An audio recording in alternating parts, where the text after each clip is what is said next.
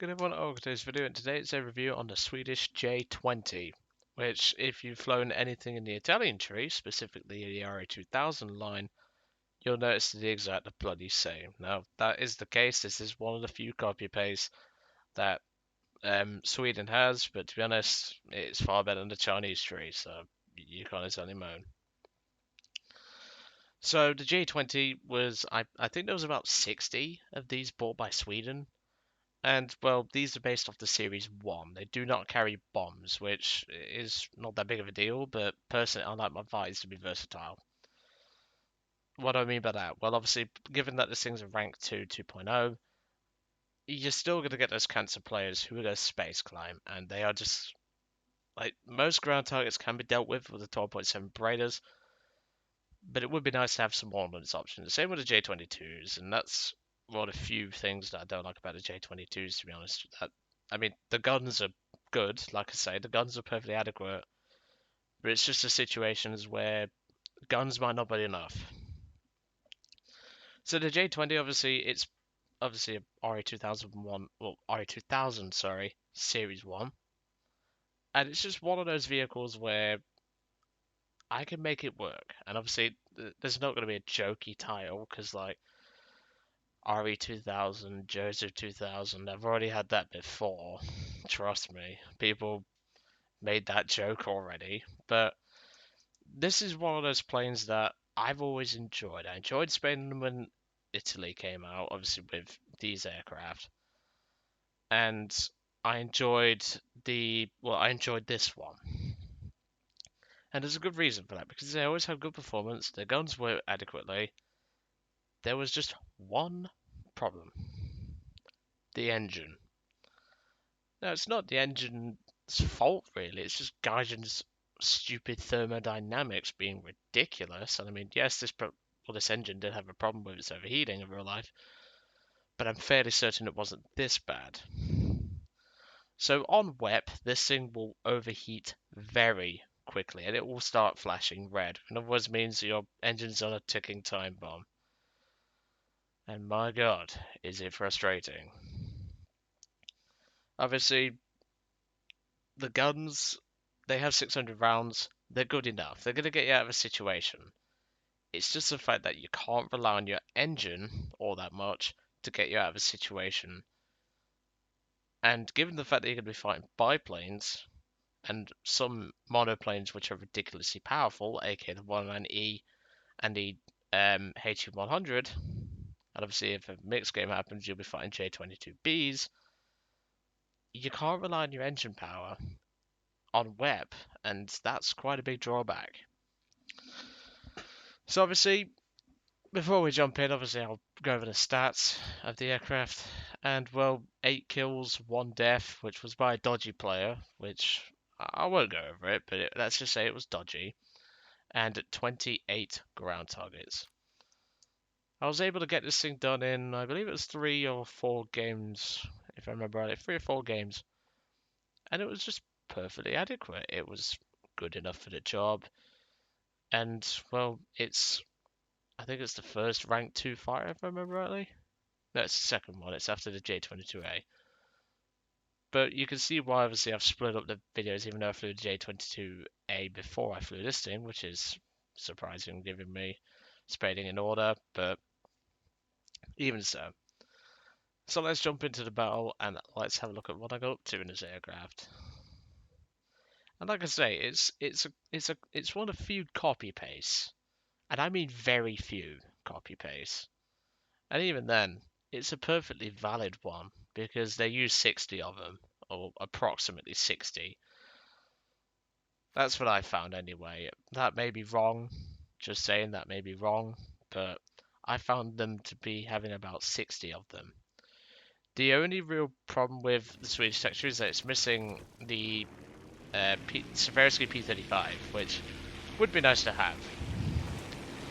I also found out that apparently Sweden were looking to order some zeros, but then they realised, hold on a minute, it's going to take forever to get the zeros over here, they'll be outdated by the time they get over here.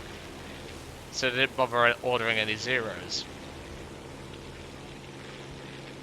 But even so, it's just one of those moments where, like, obviously Sweden was looking to get some aircraft to obviously fight off the Russians or fight off the Allies, fight off the Germans potentially, if they decide to come knock from Norway and all that. Obviously Sweden needs some aircraft, and well, this is one of the first ones that they got from Italy. And it was a good plane. These planes have very good service in most air forces, to be honest, that use these things. And I highly rate them. These things are really good. It's just that engine overheat. That's what limits it. And it's sad really, because like this thing could work really well. Obviously I didn't get to do any videos on the earlier RE2000s, which I'm probably going to put them in the community choice. For future community choice, to be honest. But we'll see. Like I say, I want to put, like, when it comes to that series, obviously I'm going to be doing a recording probably today for the community choice. But it's just one of those things where, like, I want to mix in as much aircraft as possible. I want to diverse the series. I want to get people to choose aircraft, and I want to get the community involved, because that's something that I've always wanted to do. So, obviously I'm climbing up. I'm about, if I remember rightly, I think this is my second flight in the aircraft. And obviously I'm not that far in upgrades. I think I got the belts done, which, by the way, use tracers. That's my preference. Tracers is my preference. They are sometimes ping dependent. However, I have relatively low ping. So, it's fine for me. Obviously, I'm looking at the enemy team and I'm thinking, well, there's not all that much that I'm afraid of. The only real ones that I'd want to focus down are the Boat Zero, which we're going to be seeing him later, and the HE-100 as well as the 202. Obviously, I'm looking at this Stuka right here and I'm thinking, what is he doing? And he was actually just looking to fly right at me, and I have no idea what he was doing. And obviously, it was about 9 o'clock at night when I flew this battle, and all I could hear was that thing screaming.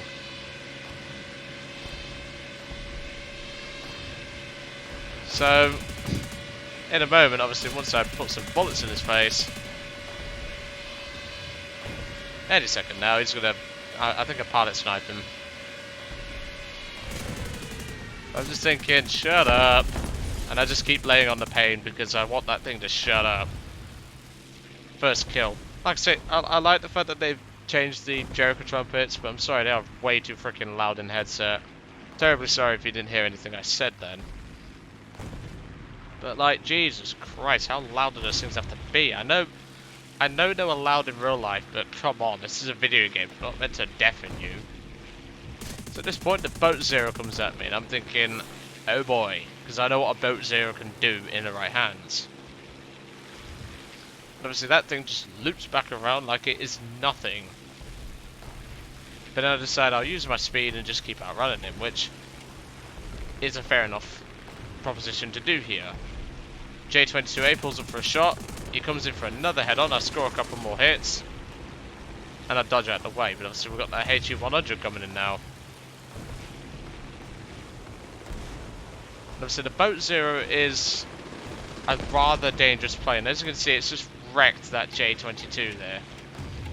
And I knew in the turning engagement I was not going to beat this guy. But if there's one thing I can do, it's outrun him. You're going to be seeing that guy later on. He's going to be quite a common enemy, shall we say. So here I go for this 202, and I'm thinking I was going to engage him normally, and then he just decides to do that. This ain't Top Gun, buddy. You can't just pull up, or like, red tails, mate. That sort of thing won't work. Second kill. And yes, I was laughing profusely at that point. So it was pretty funny. I'm not gonna lie. So at this point, I'm thinking my engine's starting to die from overheat because it is starting to actually die. That's why I have to cut it right here. And I'm thinking, what should I do? Should I just go back to base, get the engine fixed? And I'm thinking, yeah, that'd be probably the best idea.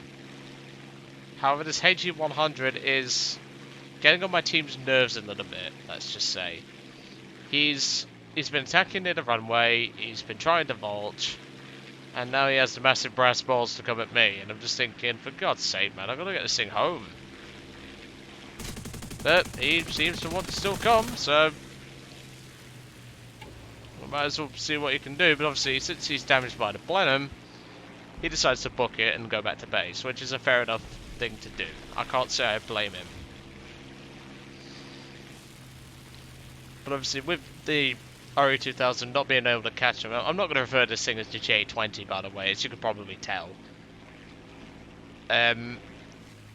But this plane has not the capability, let's just say, to take on a HE100. It's got the turn rate, but what use is that if the HE100 can just go, bye Felicia, and put his throttle up and just leave it for dust? And that is why the HE100 needs to go up in BR, or alternatively I'll break out the baseball bat. There's your hint for what I mean by what they should do to that thing. So, that's just me. And obviously Harry Feet knows exactly what I mean by the baseball bat, so he'll... But I did say the R word, so you can't... Also, no, not the R word. The N word. And I don't mean the abbreviation for a racist term. Nerf. I didn't say nerf about that thing. It just needs a BR increase drastically, and they need to give it its cannon so then you can put it at 3.0. Just saying. I know it only had an MGFF, but even so. So obviously at this point I've obviously gone back to base for a landing, and well, I thought that B-17 was going to try and team kill me on a runway or something. I've noticed a lot of players do that sort of thing, like they'll fire at you or near around you on the runway thinking it's funny. But trust me, it ain't. So I'll bump it up to 8 times speed and get us on the move.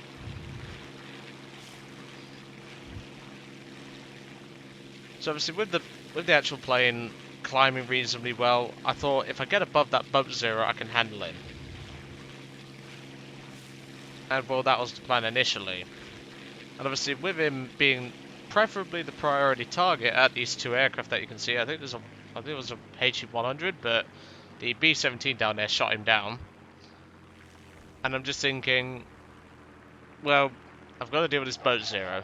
He's going to rip that B-17 apart, and I think he does get the kill on that B-17 before I can save him properly, if I remember rightly.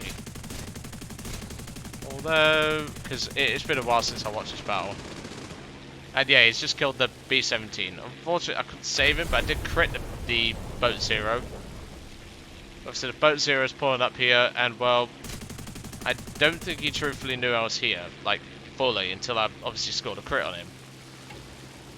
But obviously, I have the energy advantage, and obviously, because now he's critting the wing, I also sort of have the turn advantage.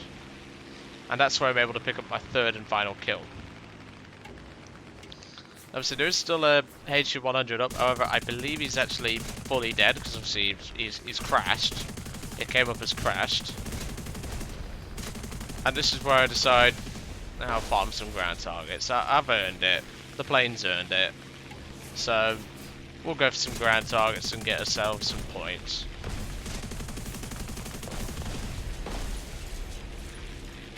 And I'm just going to spend the rest of the match. In fact, I think it's after I kill that artillery gun there is when the game ends. Yeah, it does. You see, when you don't watch your replays for a while, you do tend to forget things like that. But like I say, this plane can do some nice work. It's not the best Swedish plane you'll play, and obviously you don't get the 13 mils, which would be nice. But it'll do the job. That's all it's really meant for. It's just going to do you the job. But anyway, I'll let you guys off. I hope you enjoyed today's video on the J20, aka the RE2000 Series 1. And I'll catch you all on the next one.